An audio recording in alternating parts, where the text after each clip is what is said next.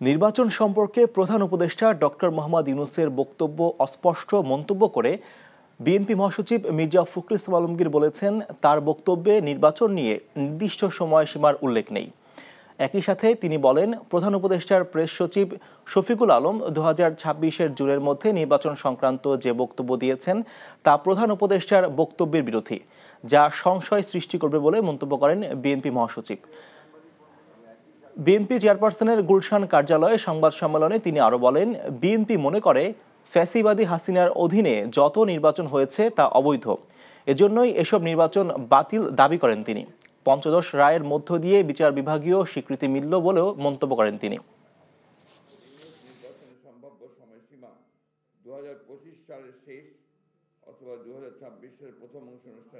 Doctor Mohammad Yunus নির্বাচনের সম্ভাব্য সময়সীমা 2025 সালের শেষ অথবা 2026-এর প্রথম অংশ অনুষ্ঠানের কথা বলেন, যা একেবারেই অস্পষ্ট এবং নির্দিষ্ট সময়ের কোনো উল্লেখ নেই। অথচ তার প্রেস সচিব বলেন 2026 সালের জুন মাসের মধ্যে নির্বাচন অনুষ্ঠিত হবে, যা পরস্পর বিরোধী। সভা মনে করে এই ধরনের পরস্পর বিরোধী বক্তব্য আরও বিভ্রান্তি সৃষ্টি করবে। সবাইও মনে করে যেহেতু নির্বাচন কমিশন গঠিত হয়ে গেছে, সেহেতু নির্বাচন অনুষ্ঠানের বিলম্বের প্রয়োজন নেই। নির্বাচন কেন্দ্রিক সংস্কারগুলো দ্রুত সম্পন্ন করে নির্বাচন অনুষ্ঠান সম্ভব।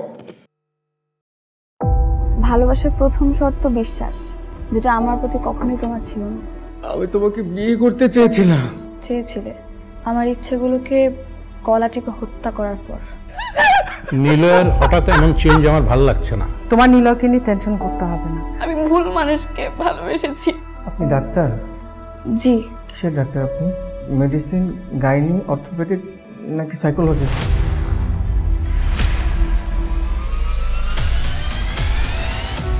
ভাইয়া খুব ইন্ট্রোভার্ট। ভাইয়াকে নেশার জগৎ থেকে ফিরিয়ে আনতে হবে। আমার মনে হয় কি তোমার রেগুলার অফিসে বসা উচিত। সব তোকে সামলাতে হবে। এরকম কেস না দিন দিন বেড়েই চলেছে। আপনি কি আমার উপর রেগে আছেন? পৃথিবীতে কারো উপরে আমার তেমন কোনো রাগ নেই। নিলয় যেন কোনো রকম সিন ক্রিয়েট না করে। আপনি কি সব ভুলে থাকতে পেরেছেন? প্রেম এবং ভালোবাসা খুব পবিত্র, সস্তা কোনো কিছু না। আমি তোমাকে হারাতে চাইনি পেতে। Love is not enough in the world. Double million offer Walton fridge কিনে পেতে পারেন 20 লক্ষ টাকা, রয়েছে কোটি কোটি টাকার নিশ্চিত উপহার।